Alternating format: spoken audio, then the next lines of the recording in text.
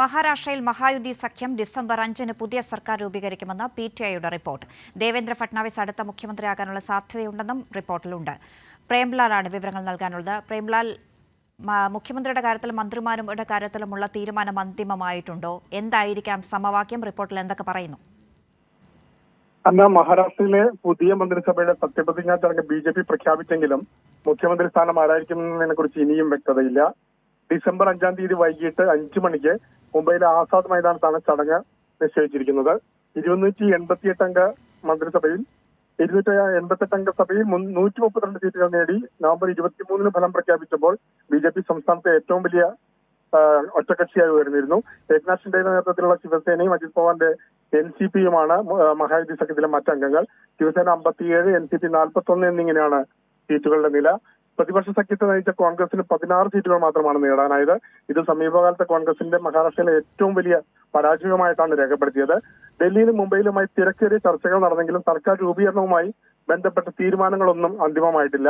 മുഖ്യമന്ത്രി സ്ഥാനത്തേക്ക് ദേവേന്ദ്ര ഫട്നാവിസിന്റെ പേരാണ് നിലവിൽ ഉയർന്നു കേൾക്കുന്നത്. അതേസമയം മുഖ്യമന്ത്രി സ്ഥാനത്തിന് പകരം പ്രധാന വകുപ്പുകൾ സ്വന്തമാക്കാനുള്ള ഷിൻഡെയുടെ ആവശ്യങ്ങളെല്ലാം BJP അംഗീകരിച്ചിട്ടില്ല എന്നാണ് പുറത്തുവരുന്ന വിവരങ്ങൾ. ഇതിന്റെ ഒരു വിലപേശൽ യോഗങ്ങളാണ് ഇപ്പോൾ അണിയറകളിൽ നടന്നുകൊണ്ടിരിക്കുന്നത്. ഡൽഹി യോഗത്തിന് ശേഷം ജന്മനാട്ടിലേക്ക് മടങ്ങിയ ഷിൻഡെ ഇന്ന് രാത്രി തിരിച്ചെത്തുമെന്നാണ് അനുയായികൾ പറയുന്നത്. തിരിച്ചെത്തിക്കഴിഞ്ഞാൽ ഒരു നിർണായക തീരുമാനമെടുക്കുമെന്നും അടുത്ത അനുയായികൾ പറയുന്നുണ്ട്. എന്തായാലും ഇന്ന് രാത്രിയോടെ അല്ലെങ്കിൽ നാളെ രാവിലെയോടെ ഏകദേശ ചിത്രം തെളിയുമെന്നാണ് അറിയാൻ കഴിഞ്ഞത്.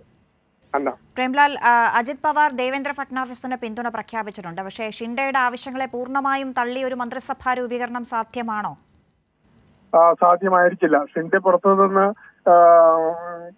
മന്ത്രിസഭയുടെ ഭാഗമാകാതെ പുറത്തുനിന്ന് ഒരു പിന്തുണ നൽകാമെന്ന് പറയുന്നുണ്ടെങ്കിലും അത് BJPക്ക് ഗുണകരമാവില്ല. പ്രത്യേകിച്ച് മറാഠ സമുദായത്തിന്റെ എല്ലാം ഒരു വക്താവ് എന്ന നിലയ്ക്ക് ഷിൻഡെയുടെ സാന്നിധ്യം മന്ത്രിസഭയ്ക്ക് ഗുണം ചെയ്തേക്കും. അതുകൊണ്ട് തന്നെ ഷിൻഡെയെ മാറ്റി നിർത്തിയിട്ടുള്ള ഒരു മന്ത്രിസഭയെ കുറിച്ച് BJP ചിന്തിക്കാൻ വഴിയില്ല. പക്ഷേ ഷിൻഡെ ചോദിക്കുന്നത് ആഭ്യന്തരം, നഗരവികസനം, പൊതുമരാമത്ത് തുടങ്ങിയ പ്രധാന വകുപ്പുകളാണ്.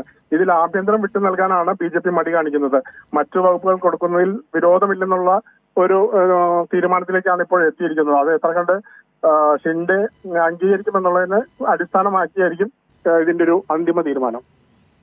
മഹാരാഷ്ട്രയിൽ മഹായുതി സഖ്യം ഡിസംബർ 5-ന് പുതിയ സർക്കാർ രൂപീകരിക്കുമെന്ന PTI റിപ്പോർട്ട് പുറത്തു വന്നിരിക്കുന്നു. ദേവേന്ദ്ര ഫട്നാവിസ് മുഖ്യമന്ത്രിയാകാനുള്ള സാധ്യതകളാണ് റിപ്പോർട്ടിലുള്ളത്. പ്രേംലാൽ വിവരങ്ങൾ നൽകിയത്.